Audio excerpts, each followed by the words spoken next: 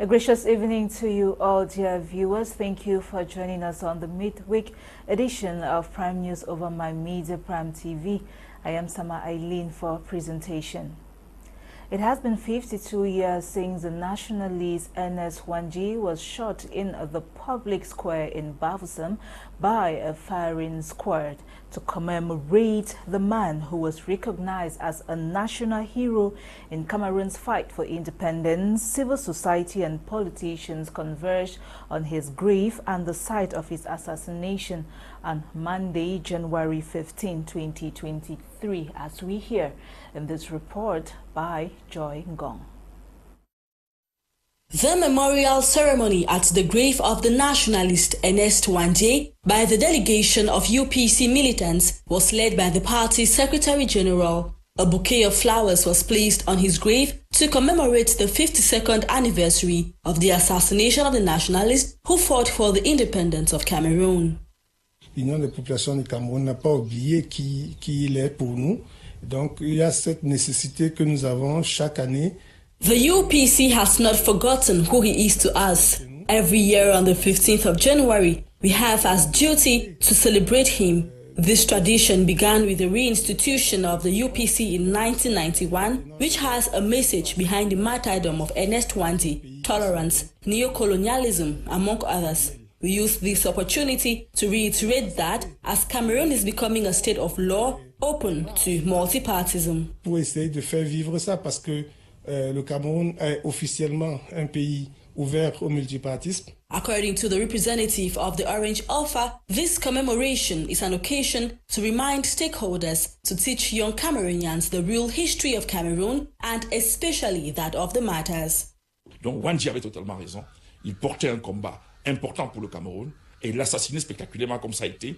Ewane was right. He was leading an important fight for Cameroon. His assassination deserves to be made known to younger generations. What he went through, his sacrifices, they need to be told that the fight is not over yet. Cameroonians need to fight the post-colonization, which is already being practiced. Pour ne pas arriver à la neutralisation de la post-colonisation qui était en train de se mettre en place. Among the delegation, a member of the Social Democratic Front political party who says the party shares the ideas of Ewane.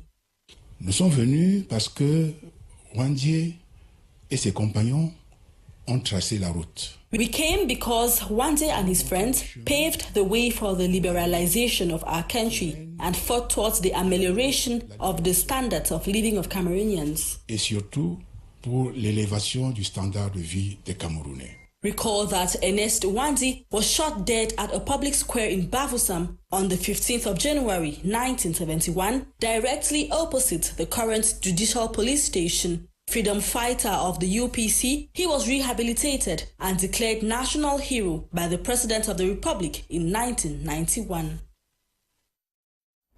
On to this human interest story, a man is currently battling for his life at the Lima Regional Hospital after his own wife emptied a pot of hot water on his body while asleep. It is said the wife, whose name we got as Emilia Salia, accused his husband of cheating, leading to the unbelievable act. Julian Dambi narrates.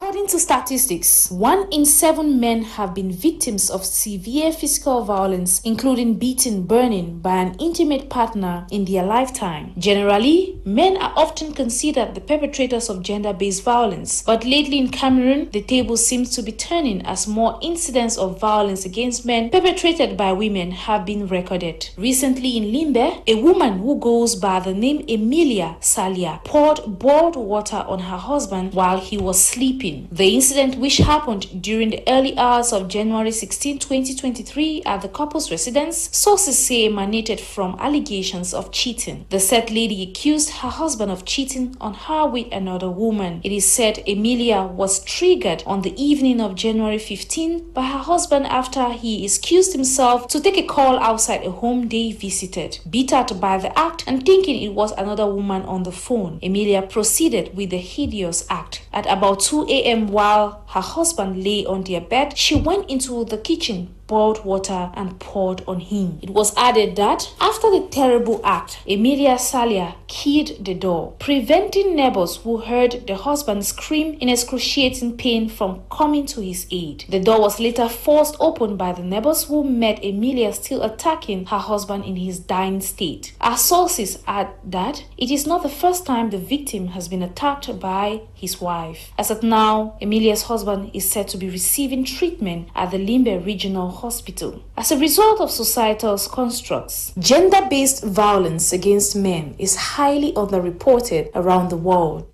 Men do not speak up due to the stigma it will bring to them. However, activists are encouraging more men speak out so as to equally be protected from the consequences of gender-based violence like trauma, psychological pain, or worse still, physical pain.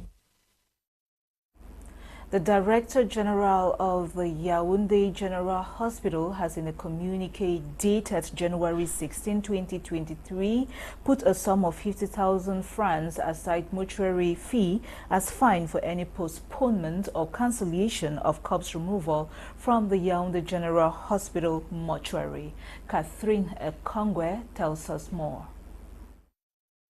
Families will now have to pay a fine of 50,000 francs aside mortuary fee in the case of any postponement or cancellation of corpse removal from the Yaoundé General Hospital mortuary.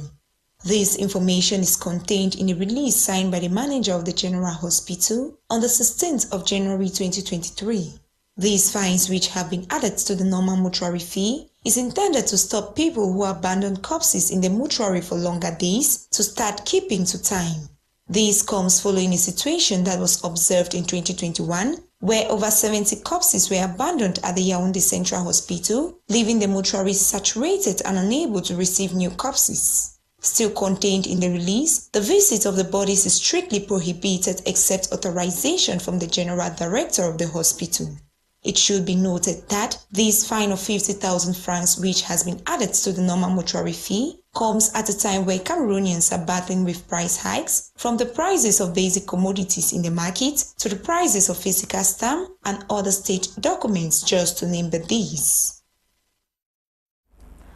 Let's now talk health. Donating blood is a quick, safe, and easy way to help doctors and nurses save lives. However, not everyone is able or capable to give or donate blood. Bokengo Oworthy completes that story. Donating blood is an act of solidarity. Being a voluntary procedure that helps save lives, there exist several types which include whole blood donation, double red donation, cell donation, plasma donation, and more, all of which helps meet different medical needs, from stopping blood clot to delivering oxygen to tissues and organs in the body, as well as blood containing antibodies that help fight off infections. Though blood donation is a process that can help save the lives of an estimated 100 million people around the world, not everyone is considered eligible for this heroic exercise. According to the World Health Organization, those who can safely donate blood include persons between the ages of 17 and 65, those that are physically fit and healthy, have stable and suitable veins, are persons free from any kind or form of disease as well as infections such as anemia, HIV, hepatitis B and C, and more, have not had any kind and form of cancer, as well as received blood platelets or plasma in recent years. More to it, pregnancy, drug abuse, underlying health conditions like diabetes, bleeding conditions, heart disease, hypertension, tuberculosis, dry cough, Ebola disease, and more are things that can bar the way for blood transfusion, with side effects such as dizziness, bruising, bleeding, weakness, fatigue, dehydration, and more. Blood donation, however, helps donors maintain healthy liver, improves their mental health, stimulates blood circulation in the body, as well as cell production, maintains cardiovascular health, boost self-esteem and confidence, lower excess iron in the body, as well as cholesterol, reduces the risk of cancer, amongst others. Worthy of note is the fact that one blood donation could save up to 3 lives a day. To this regard, blood donors are advised to eat healthy, balanced diet, exercise regularly, get enough sleep, keep hydrated, get regular checkup at the hospital so as to help meet up with the 118 million people needing blood yearly, as well as help health personnel save lives. On to this cultural news, the paramount ruler of Obang Valley, Fonano II, has enthroned the chief of Tingong in Obang Valley, Mezam division of the Northwest region of Cameroon. The coronation ceremony took place over the weekend. Details with you in a moment. Ako IV is the new chief of Tingong village who was coronated by the paramount ruler of Obang Valley, Mezam division of Cameroon's Northwest region, Fonano II. The coronation rituals were carried out accordingly by Fonano, who was accompanied by the Council of Elders. The people from the 35 villages that make up Obang Valley, as well as their traditional dances, gave the cultural event the grandeur it deserves.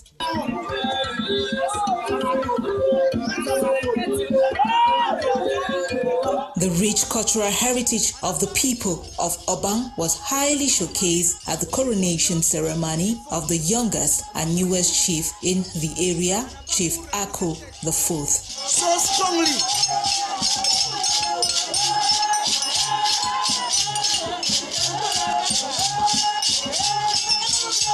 Note here that the newly coronated chief of Tingong, Chief Ako IV, takes over from Chief Ako III, who went missing in July 2022. The message of the just enthroned chief to his people is: So they want to thank the Obangong for their moral and financial support, and for promise them say the throne where they did, I know work me one, I will work with all them, and for promise them say Tingong again for develop for different dimension. Tingong could develop than before. Chief Ako IV, who was accepted and loved by the population, also promised to work in synergy with the paramount fon of Obang Valley, who is a leader with charismatic leadership, loved and cherished by his people, for always prioritizing peace and development in Obang Valley subdivision. Onto this feature story. In recent time, it has been observed that the rate of crime wave has risen across the national territory. The city of Douala in particular has over time stood out as the hub for these criminal activities ranging from theft, illicit drug consumption, and broad daylight robbery, to name a few. Ewane took interest in the occurrence and compiled the following report. The practice of theft and robbery in broad daylight has been a common phenomenon in the city of Douala, Cameroon's economic capital. Residents of the city have in recent times raised concerns of the reoccurrence of broad daylight robbery and attest to have fallen prey to some delinquents regarding the subject matter. I have almost been robbed on a Monday morning by a commercial bike rider. But I thank God he didn't succeed, because I had earlier noticed he wasn't a good person, but that was what saved me. 18 years I've been in Douala. I have seen people robbing in broad daylight. One of my friends was robbed 2 weeks back in Nolinga. I was coming, he called me. I had to rush in and out to see I can serve him. It was robbed it was about 1-2 in the afternoon. They took away some coins he was having with him, and then the security is doing nothing about that. The security is doing nothing about that. All what they say is all about security. The crime wave is only increasing every day on a daily basis. Note that robbery in broad daylight is not new in the economic capital, with the most recent being the case of the Chinese national who was attacked and robbed of his money in broad daylight in Marché Congo in Douala. And during this attack, no one came to his rescue. Many Douala city dwellers have, however, attributed their silence in times like these for their security and fear of the unknown. I think people stay quiet for the sake of their security because they will feel insecure. When you see someone being robbed and you can't help, it's because you know if you intervene, you will be noticed and be haunted thereafter.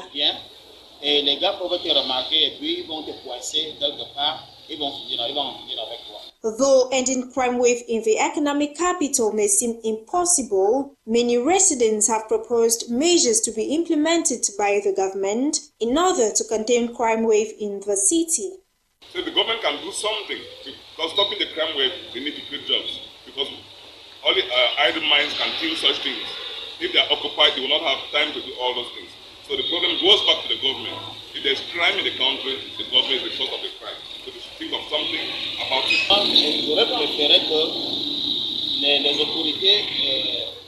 I prefer that competent authorities disperse security agents dressed in civilian attires who will ensure the security of people in the day and at night. Because no robber will rob you in the presence of a security official. So if they are dressed like civilians, they will not be noticed and will apprehend these bandits.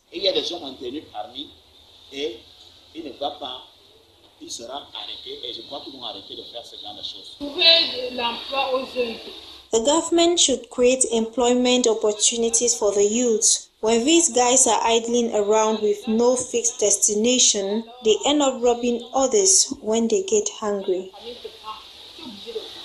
It should be noted that insecurity has in recent times been on a steady rise in Douala, thereby leaving many to question their safety in the city. The population beckons on the government and powers that be to intervene in these negative acts and put their lives and hearts at rest. Away from criminology, let's talk education. The new student government of Seka Baptist College has been called upon to be intermediaries between the student body and the school's administration to better understand the needs of the students. The call was made by the principal of the college on January 16, 2022, while presiding over the installation of new student body to run the affairs of the school for the current academic year. Kuma Onore reports.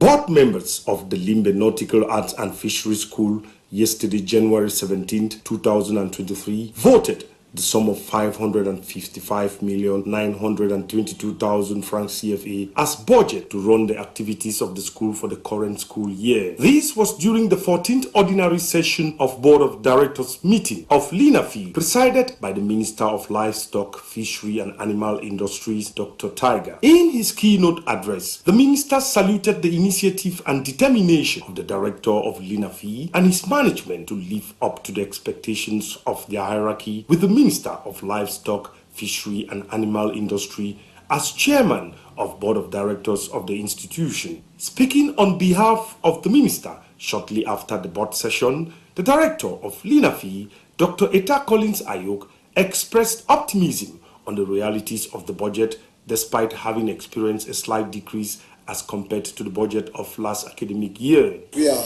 into training, capacity building. You know what is happening now is that professionals who don't respect the regulation in force are the people involved in the sector. But what can encourage fish production is when you respect the regulations in force. When you say fish within out of 3 nautical miles, you respect. Don't carry out unscrupulous fishing techniques using toxic chemicals and overfishing, habitat destruction, you don't destroy, pollution, you don't do. All these various aspects of the profession, it is in the field that you get. So when you go to the sea and you respect these norms, you will fish for today and tomorrow. And I want to tell you, the marine resources are renewable. It is not like petrol that you mine until it gets dry. It is renewable when you manage them. Going by the director of the institution, the budget equally has action plan with activities and their taxes levied on them. It should be noted that the Limbe Nautical Arts and Fishery Institute specializes in the training of marine engineers, fishery technicians, quality control technicians, industrial fishing, fish processing, navigation, just to mention but these few. Phase 2 of the session witnessed a guided tour of the minister and his entourage to some newly constructed facilities of the school, such as the swimming pool and a fish pond to be used for pedagogy of students. That was rather Kuma Onore still talking about the Limbe Nocturnal Arts and Fisheries Institute, which had its budgetary session and also had a meeting with the Minister of Livestock, Fisheries and Animal Industries, who inspected some of the livestock and fisheries projects out there in Limbe. Now let's talk sports. The 2022-2023 season of the Guinness Super League has begun. The opening games were played last weekend and kickoff was chaired by Fecafoot President Samuel Eto'o, accompanied by his entourage. This is the third edition of the competition for the women in Cameroon. Magdala Ayong-Bisong completes that story.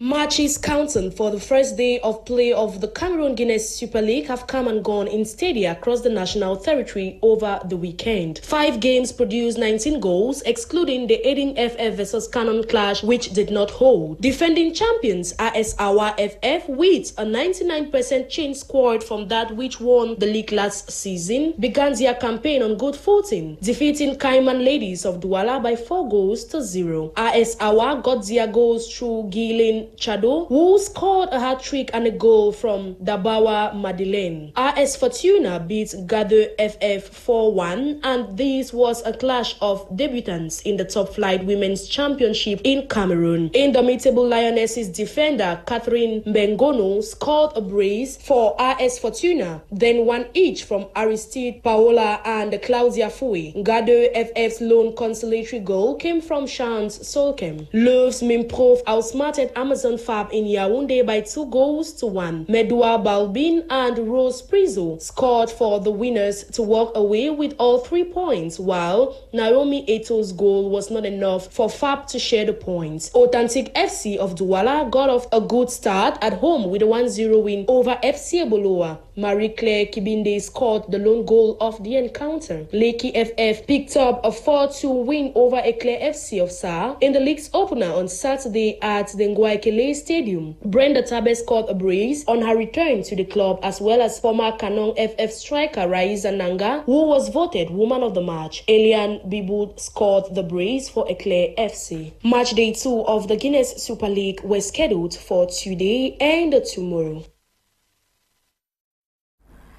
Magdala Ayong-Bisong's sports report completes today's edition of Prime News, compiled by Editor-in-Chief Faith Tata. I have been Eileen Sama for presentation. Thanking you all for viewing. The news was produced by Desmond Akeba. But do not go anywhere. Coming up next is Prime Hour with Kum Leonard and his team. God bless you. Bye-bye. Until tomorrow.